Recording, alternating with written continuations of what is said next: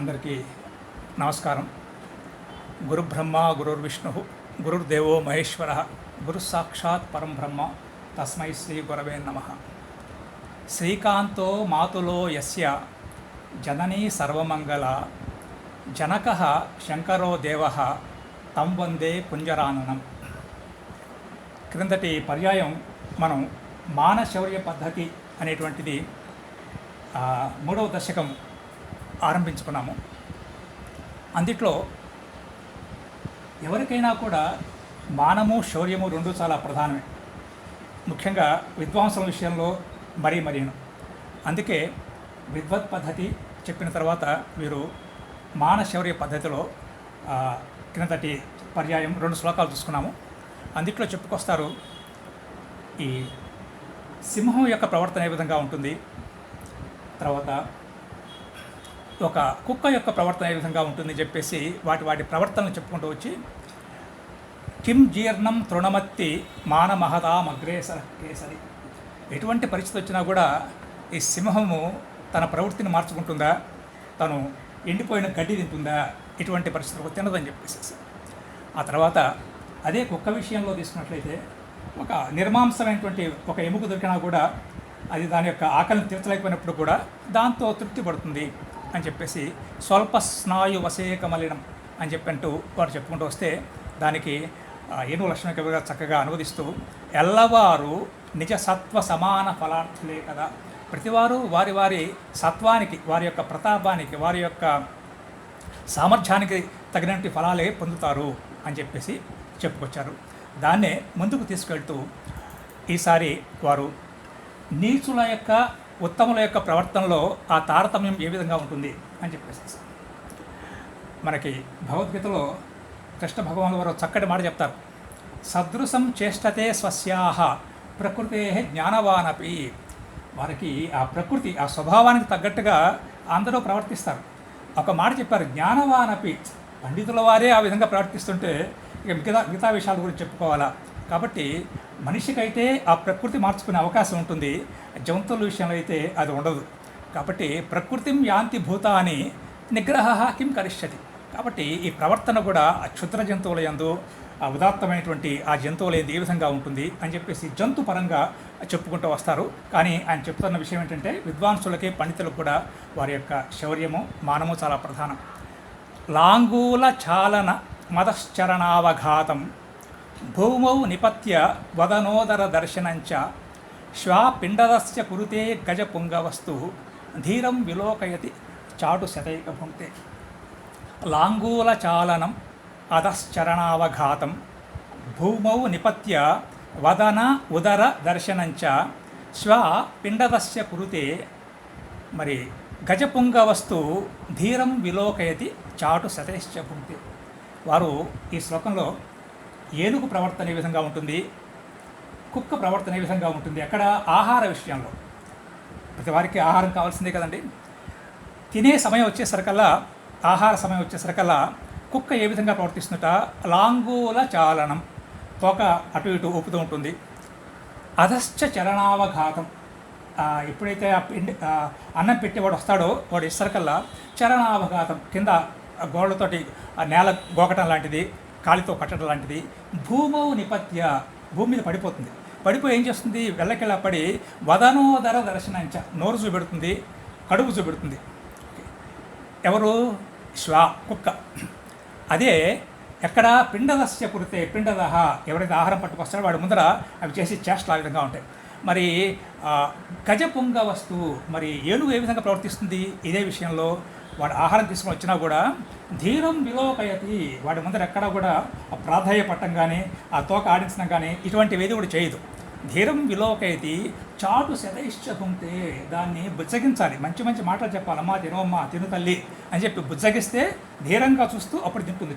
అంటే కుక్క ప్రవర్తనకి ఈ ఏనుగు యొక్క ప్రవర్తనకి, అంటే ధీరులు తర్వాత నీచుల ప్రవర్తన ఏ విధంగా ఉంటుంది, వారు ఎప్పుడూ కూడా ఎటువంటి పరిస్థితుల్లో కూడా ఆ మానాన్ని వదిలిపెట్టరు అని చెప్పేందుకు మనకి భర్తృహరి గారు చక్కని శ్లోకం చెప్తారు. ఇందులో కొన్ని పదాలు మనం చూసుకొని ముందుకు వెళ్దాం. శ్వన్ అనేది మనకి కుక్కకు ఉన్నటువంటి పదాల్లో ఒకటి. కానీ మనకి అమర కోసం చెప్పేటువంటి ఏంటంటే కౌలేయక సారమేయ కుక్కురో మృగదంశక సునకో భషక శ్వాస్యాత్. ఇన్ని పేర్లు ఒక్కొక్కటే.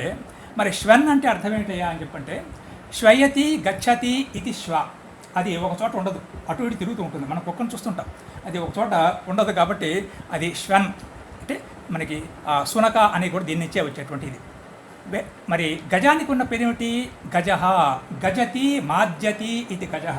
మంచి మతంగా ఉంటుందన్నమాట. దానికి చాలా ధైర్యంగా ఉంటుంది, చాలా ధీరంగా ఉంటుంది. ఈ రెండింటి యొక్క స్వభావంలో తేడా. ఆ తర్వాత ఇంకొక పదం వాడారు వీరు, గజ పుంగవ. మనకి పుంగవ అంటే శ్రేష్ఠ పదానికి వాడుకుంటూ వస్తాం. ముఖ్యంగా ఉత్తర పదం అయితే అది శ్రేష్ఠత్వాన్ని సూచిస్తుంది. మనకి వైజయంతి కోశం ఏం చెప్తుందో మనకి వ్యాఖ్యాతలు చెప్తారు. శ్రేష్ఠ ఉచ్ఛానౌతు పుంగవౌ అంటే ఈ ఒక ఎద్దుకీను తర్వాత శ్రేష్ఠత్వాన్ని కూడా ఈ పొంగవ శబ్దం వాడుతుంటారు. నరపొంగవ, గజ పొంగవ, ముని పొంగవ అనే పదాలు మనం వాడుతూ ఉంటాం. కాబట్టి పొంగవ అన్న పదం ఇక్కడ శ్రేష్ఠత్వాన్ని సూచిస్తుంది. గజ పొంగవ అనే చక్కటి మనకి ఈ ప్రయోగం. ఆ తర్వాత పిండదహ. పిండం దదాతి ఇది పిండదహ. దా అనే ప్రత్యయం వాడటం వల్ల మనకి చాలా చక్కటి పదాలు వస్తాయి. చాలా పదాలు సంస్కృతంలో మనకు వస్తాయి. పిండదహ పిండమును ఇచ్చేవాడు, భోజనం పెట్టేవాడు. మనకి జలమునిచ్చున్నది జలదహ, నీరదహ, అంబుదహ, ఏమండి పయోదహ, వారిదహ, సుఖదహ, దుఃఖదహ, మానదహ, ధనదహ, జ్ఞానదహ, అనేకదహ. కాబట్టి ఈ ఒక ప్రత్యయం వాడటం వల్ల మనకి అనేక నూతన పదాలు సంస్కృతంలో కల్పించుకునేందుకు మనకి అవకాశం ఉంటుంది. పిండదహ ఎవరైతే ఆహారం ఇస్తాడో వాడి ముందర కుక్క చేసే చేష్టలు మనం చూసుకున్నాం. ఆ తర్వాత చాటు వచనై. చాటు అని చక్కటి పదం. ఇది సంస్కృత పదమే. చాటు అంటే ఏమిటంటే ప్రేమకృత మిథ్యాస్తోత్రం. మిథ్యాస్తోత్రం. మనం పిల్లలతో ఏం చేస్తాం? బాబు బంగారు నాయన, నువ్వు రాజు అయ్యా, బాబు అయ్యా అని చెప్పి మాటలు బుజ్జగించి వాడికి భోజనం పెడతాం. కాబట్టి ఆ విధంగా చెప్పే మాటలని చాటు వాక్యాలు అని చెప్పంటారు. చాటు పద్యాలు మనందరికీ తెలిసినవే. ముఖ్యంగా ఎవరినైనా పొగడాలన్నా ఏమైనా చేయాలన్నా కూడా మనకి ఈ చాటు పద్యాలు ఉపయోగిస్తాయి. మనకి తెనాలి రామకృష్ణ గురించి చెప్తారు కదా, అన్నాతి గూడ హరుడవే, అన్నాదిని గూడకున్న అసుర గురుడవే, అన్నా తిరుమలరాయ కన్నొక్కటి కలదు కానీ కౌరవపతివి. ఒకే కన్ను ఉన్నవాడిని ఏ విధంగా పొగడాలి అంటే ఇటువంటివి. కాబట్టి ఇటువంటి పద్యాలు చాటు పద్యాలు. కాబట్టి చాటు మాటలు, మంచి మంచి ప్రీతికరమైన మాటలు చెప్తే తప్ప ఏనుగు భోజనం చేయదు. కానీ కుక్క విషయంలో అట్లా కాదు. దీన్ని చాలా అందంగా అనువదిస్తారు మన ఏనుగు లక్ష్మణ కవి గారు. వాలము త్రిప్పు నేలబడి వక్త్రము కుక్షియు చూపు. వాలము త్రిప్పు నేలబడి వక్త్రము కుక్షియు చూపు, క్రిందటం కాలిడి త్రవ్వు. ఎక్కడ? పిండదుని కట్టెదుడన్. ఎప్పుడైతే అన్నం పెట్టేవాడు వస్తారో వాడి ఎదుట ఇవి చేసే చేష్టలు ఏమిటి? వాలము త్రిప్పు నేలబడి వక్త్రము కుక్షియు చూపు, క్రిందటం కాలిడి త్రవ్వు, పిండదుని కట్టెదుటన్. ఎవరు? సునకంబు. మరి భద్రశుండాలము ఏనుగు విషయంలో శాలి తండుల గుడంబులు చాటు వచశతంబుచే నోలి భుజించు ధైర్యగుణ యుక్తిగా చూచు మహోన్నత స్థితి. ఏం మాటలు వాడారు చూడండి. చాటు వచ శతంబుచే మంచి మంచి ప్రీతికరమైన మాటలు చెప్తూ ఉంటే అప్పుడు పెడుతుంటే వాడి వైపు చాలా ఉదాత్తంగా చూస్తూ ధైర్యంగా చూస్తూ ఆ మహోన్నత స్థితిలో ఉంటుంది. ఎవరో? ఏనుగు.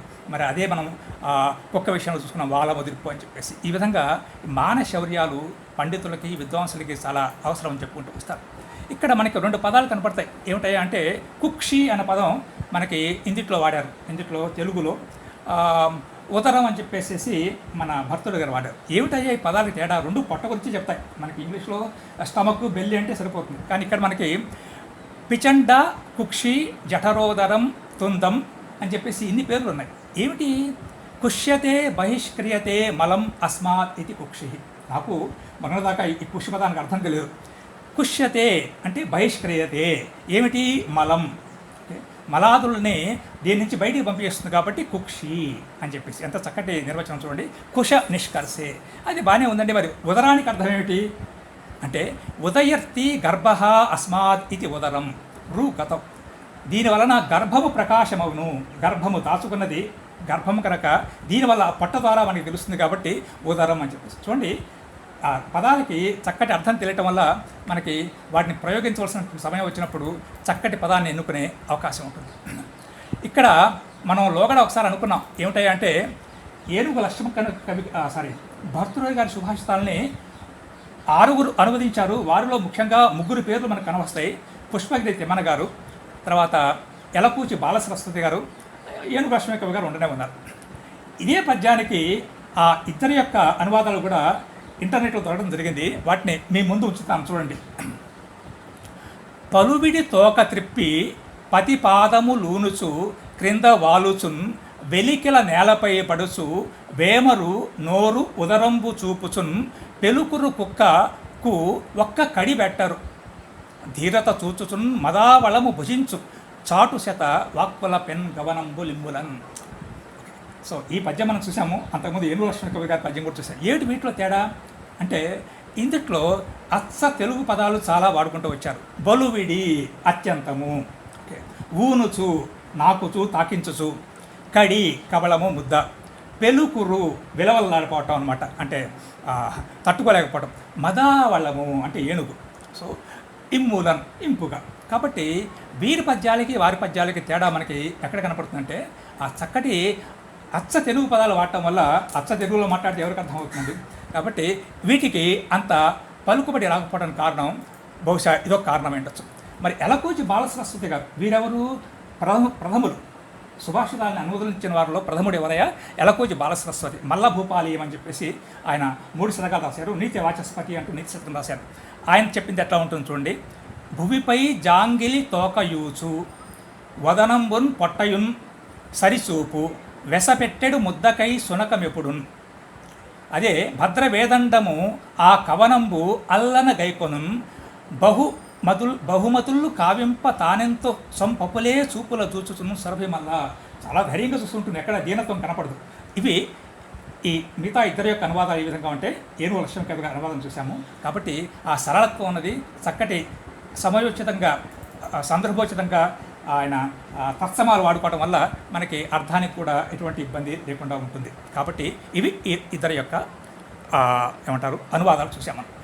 ఆ తర్వాత ప్రతివారు పుడతారు, ప్రతివారు పోతారు.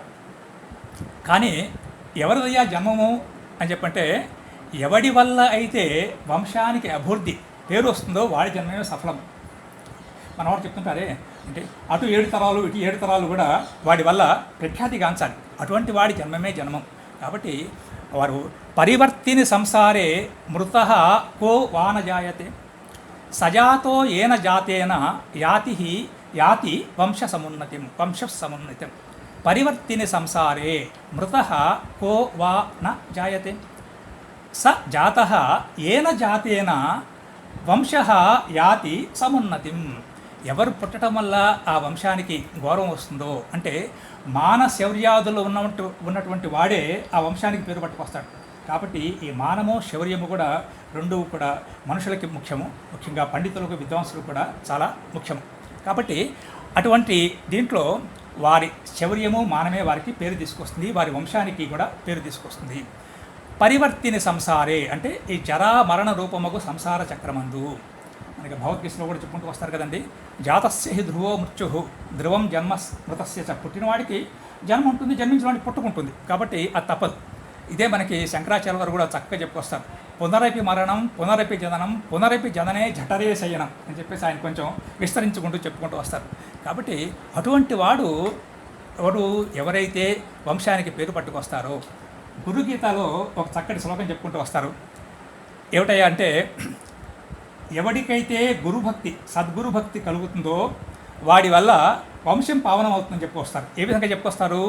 ధన్యా మాత పితా ధన్య ధన్యా వంశ్యా జనాహపి ధన్యాచ వసుధా యత్ర గురుభక్త ప్రజాయతే. కాబట్టి అటువంటి వాడు కనుక పుడితే ఆ వంశం అంతా కూడా చక్కగా ఏమంటారండి పేరు ప్రఖ్యాతులు తెచ్చుకుంటుంది. వీటి వల్ల ఆ వంశము కలకాలం స్మరింపబడుతుంది మనుషుల చేత అని చెప్పేసి వారి యొక్క ఇది. దీనికి అనువాద పద్యం చెప్పుకుంటూ వచ్చారు మన ఏనుగు లక్ష్మణ కవి గారు. ప్రాణి లోకంబు సంసార పతితమగుట ప్రాణి లోకంబు సంసార పతితమగుట వసుదుపై గిట్టి పుట్టని వాడుగలడే వసుదుపై గిట్టి పుట్టని వాడుగలడే వాని జన్మంబు సఫలము ఎవ్వాని వలన వంశము అధికోన్నతి వహించి వన్నెకెక్కు. కాబట్టి అటువంటి వాడే మనకి సుమతి శతకంలో కూడా 2 పద్యాలు చెప్పుకుంటూ వస్తారు. పుత్రోత్సాహము తండ్రికి పుత్రుడు జన్మించినప్పుడు పుట్టదు, ఎప్పుట జనులా పుత్రుని కనుగొని పొగడగా పుత్రోత్సాహంబు నాడు పొందుర. సుమతి వీడు శౌర్యాలు మానాలు ఇటువంటి శౌర్య మానవంతులు ఉండటం వల్ల వంశానికి మరి అటువంటి వాడు కనుక విపరీతంగా ఉంటే ఎట్లా ఉంటుంది దానికి కూడా మనకి చెప్పుకుంటూ వచ్చారు సుమతీకారుడు. కొరగాని కొడుకు పుట్టిన కొరగామియే కాదు తండ్రి గుణములు చెరచున్ చెరకుతుద వెన్ను పుట్టిన చెరకున తీపెల్ల తరచు కదా సుమతి. అది ఆయన గ్రామీణ వాతావరణం నుంచి వచ్చాడు కాబట్టి ఆ బద్దెన గారు వారు చెప్పే ఉదాహరణలన్నీ కూడా ఆ గ్రామీణ వాతావరణం తగ్గట్టుగానే ఉంటాయి. చెరుకుతుద వెన్ను పుట్టిన చెరుకున తీపిల్ల తరచు కదరా సుమతి. మరి అయ్యా సుమతి శత గారు చెప్పారు, మరి వేమన గారు ఏం చెప్పలేదు అని చెప్పండి, ఎందుకు చెప్పలేదు? ఆయన చెప్పాడు, తల్లి తండ్రి మీద దయలేని పుత్రుండు పుట్టనేమి వాడు గిట్టనేమి, పుట్టలోన చెదలు పుట్టదా గిట్టదా విశ్వదాభిరామ విదరవేమ. కాబట్టి పుట్టితే దానికి ఒక అర్థం ఉండాలి, పుట్టితే ఆ వంశానికి వన్నె తేవాలి, కనీసం చెడ్డ పేరు తేకూడదు. అటువంటి వారే మనకి వంశానికి పేరు ప్రఖ్యాతులు పట్టుకొస్తారు. ముఖ్యంగా విద్వాంసుల విషయంలో తీసుకున్నా, మామూలు వారి విషయం తీసుకున్నా ఈ శౌర్యము మానము ప్రతి వారికి కూడా ఉండాలి. ప్రత్యేకించి విద్వాంసుల యందు పండితుల యందు ఇది చాలా ముఖ్యంగా ఉండాలి అని చెప్పేసి చెప్తూ భర్తరి గారు ఈ 2 శ్లోకాలు మనకి ఇచ్చారు. వాటికి చక్కటి తెలుగు అనువాదం కూడా మనం చూసుకుందాము. ఇదే భాగాన్ని మనం వచ్చేసారి కూడా కొనసాగించుకున్నాము. ప్రస్తుతం స్వస్తి. నమో నమః. నమస్కారం.